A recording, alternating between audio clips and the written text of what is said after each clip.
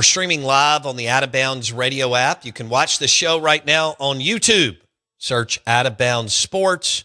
And you know the show is brought to you by Pearl River Resort and the Golden Moon Casino. We welcome in Steve Robertson, genespage.com, 247 Sports. He joins us on the Farm Bureau Insurance guest line. Steve, Jeff Lebby makes a hire at the defensive coordinator position. Zach Arnett is the new DC. I think it's a damn good hire. He's also bringing in Matt Brock. What was your initial reaction when you heard about the hire? Well, leading up to the hire, it's one of the things you start talking to people and you hear that this is a possibility. And immediately I was shocked. I was like, really? And not for the wrong reasons, but I just thought, hey, this is a guy that, was the interim coach for a year and things didn't go well. And he kind of lost favor with a lot of Mississippi State people. But there's no denying the fact that Zach Arnett was a very good defensive coordinator at Mississippi State. And that's why so many people supported the hire. So it's not like Zach Arnett is a stranger to Mississippi State, but I think there's a segment of fans out there that are kind of maybe painting him in an unfair light just based on 2023 when he was kind of thrust into a very difficult circumstance before he was ready. But I think it's a very good hire. I think at Mississippi State, you have to be a little bit different. And if you go back and look at what Mississippi State did with Arnett calling the defensive plays, they were very different. They did get after the quarterback. And I went back and watched a couple of games yesterday. And I think the thing that jumped off the page to me after the last 2 years of the Coleman Huxler experience is it was just absolute chaos for the offense when Zach Arnett was a play caller because they're coming every play. You just never know who's coming, when they're coming, where they're coming from. And I think Jeff Lebby needs somebody like that to take autonomy of this defense. All right. So is he coaching in the bowl game? In the Duke Mayo Bowl game against Wake Forest, will Zach Arnett coach the defense? I'm sure he'll be involved. I don't think he'll be the play caller. We'll get some, clarity on this because, you got 3 weeks, right? I mean, it's like Zach doesn't know this defense, this personnel group, and they don't know his scheme. So I'm sure he'll be involved with game planning and things of that nature and probably running some practices. But, I don't think you're going to see Zach Arnett run his brand of defense in the bowl game, against Wake Forest. Again, I am sure that he'll be involved because it's a chance for him to do some evaluations and things like that. But he got here yesterday. I mean, so it's not like he's just going to sit around and watch Netflix for the next month. Right. All right. So I give this I'm going to give it a B+, Steve. I mean, I think it is a really, considering where Lebby is, everybody knows he needs to win in 2026. I'm sure there were feelers put out to Muschamp and Jeff Collins and, Brent Pry decided to stay at Virginia Tech, and that's fine. But I think all things considered, this is a damn good hire. Do you? Oh, I do. Yeah, I do. And I think you frame it up pretty well, too. Jeff Lebby had went to back-to-back bowl games and, won 7-8 games. I think the pool of candidates is probably different, And one of the things I think is important for people to understand, and this is always really the challenge when you target former head coaches, those guys have already made their money. Right. And so they're not the quote ascending coach. They may be a great coach, but they're not just going to pack up and leave for another job, without the family being completely on board. Right. Okay. Matt Brock's one of the most detail-oriented, organized people I have ever been around. And that is a valuable asset working under Zach Arnett. You agree? Oh, I do. And I think it's interesting, that they became so close. And then, of course, when Arnett was elevated to be the interim head coach, Matt Brock called the plays in the ReliaQuest Bowl and then took over. And the 2023 season was so bad offensively, people forget it was a really good defense. That 2023 defense was good. I can't remember if it was top 40. I know it was top 50. And middle of the SEC that year, in a year when you couldn't get first downs. So their defense is on the field a lot, but it was a good defense. And I think if you're Mississippi State fans, like, you'd love to be an elite defense like you were in 2018. But if you could field the 2023 defense or anything comparable to that in 2026, you're probably going to win 7 or 8 games. Yeah, with Kamario? That's how it works. Absolutely. Yeah, I agree with you. All right. You may be guarded here. I hope you're not. Are you expecting any more? I think there need to be – look, I think all of a sudden Levy's got some momentum. And they got this thing cooking, okay? And he got a gift, and he deserved – with the schedule that he got, I don't think Mississippi State should apologize for going to a bowl game. Go, embrace it, leverage it, get everything you can out of it, 15 practices, maybe helps you retain players. Kamario gets 15 more with Levy, all that. But I think they need to continue to upgrade. Do you believe that there will be more changes on the staff, Steve? Yeah, I do, and I will be a little bit guarded about that. Not many, but I think a lot of that's just kind of getting Arnett in the building. There's some things at play, obviously, but I think you framed it up pretty well. I mean, from a roster retention standpoint, this is probably a very good thing. So you don't have guys at home for 3 weeks, having people in their ear, get in the portal. Now you're up here. You're with Kamario. You're with your dudes for 15 practices. You're taking a trip together, and it is a gift. And you're right. You should never apologize for it. I mean, Hell the rules no. are the rules, right? I mean, and so you begin to think about what this could mean for Mississippi State. You go out there, you win a ball game, you're able to showcase some of your returning talent, give you some juice heading into the offseason, into the portal season. I think all that's very, very important. Whereas you want to remain on the ladder of awareness. You know what I'm saying? I mean, it's like in the eyes of recruits, anytime that you can put yourself out there and have them evaluate you in a positive light, you want to do that. But and these people we should turn down the bowl game. They're idiots. No. I mean, because if nothing else, even if you didn't play the game, I mean, the fact that you get 15 more practices to work with these guys and work with your team, that stuff's invaluable. But of course, if they're going to keep score, I want to win. Oh, absolutely. I mean, you want to see the mayonnaise dumped on Levy because that means you won, right? I don't really care about seeing the mayonnaise dumped on him. I just want to win the ball game, and I'm sure Jeff would be happy to have that, mayonnaise shower or whatever. But all right, if they win and Levy doesn't want it, since you're going to be there, will you volunteer to take the mayonnaise shower? No, we're not doing that. Okay. No, we're not. All right. We're not doing that. Yeah, Right. I can't imagine trying to get mayonnaise out of my dreads. So. Oh, yeah. I got you. Okay. Steve Robertson on the Farm Bureau Insurance guest line. What do I have, a minute? We want to hold you over for another segment. Can you walk us through the Josh Hubbard injury in 30 seconds? I really don't know a lot about it. Jacob Bain was there covering for us, and he said that Hub was still limping very noticeably at the end of that ball game. And so the fact that they're letting him walk around tells me it's probably not too significant, but it's obviously something that we're concerned about. I mean, very difficult season so far, and that's the last thing you need is your star to get banged up. All right. Can you hang on for one more segment? Sure. All right. Steve Robertson, genespage.com, 247 Sports. Brought to you by Mississippi's College Town. Direct flights from Dallas and Atlanta every day. FlyStartable.org. FlyStartable.org. When you land, you're 12 minutes from campus.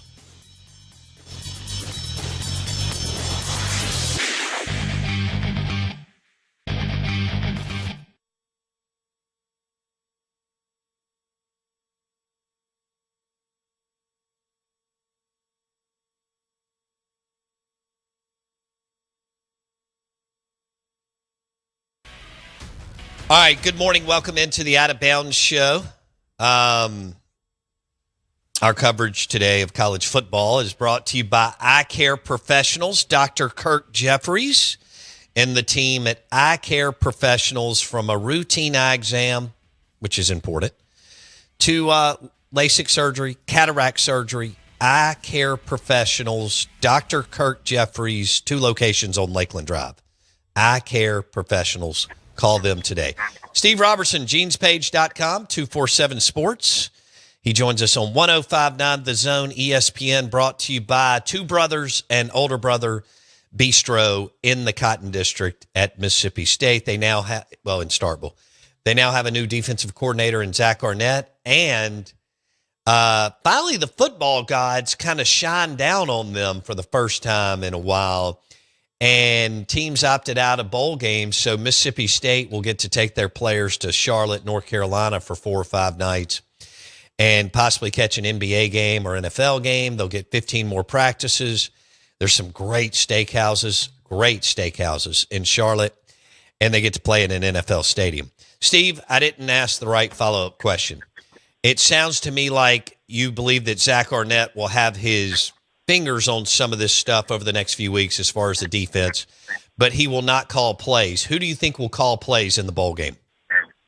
Yeah, that's kind of what we got to figure out. Maybe it's Matt. Matt's done it before. And Matt knows the scheme. I just don't know at this point. Well, hopefully we're trying to get some clarity on that today. We're not sure when Labby's going to speak. There's nothing scheduled at this point, but sooner rather than later. I'm sure once we get into a bowl practice schedule, we'll probably get that today. Because I can tell you, yesterday I'm starting to hear some things kind of bubble up out there. I'm reaching out to some people, and I had people reaching out to me. Are we going to a bowl game? Yeah, looks like it, guys. And so I think in some respects this was an unexpected gift, and so they're kind of having to shift on the fly here. Okay, good. So that's fun for the group. All right. What else do we have to cover here? When do bowl practices start? Probably in the next, Steve? 4, they'll try to knock out X amount before Christmas? Yeah, I mean, they won't.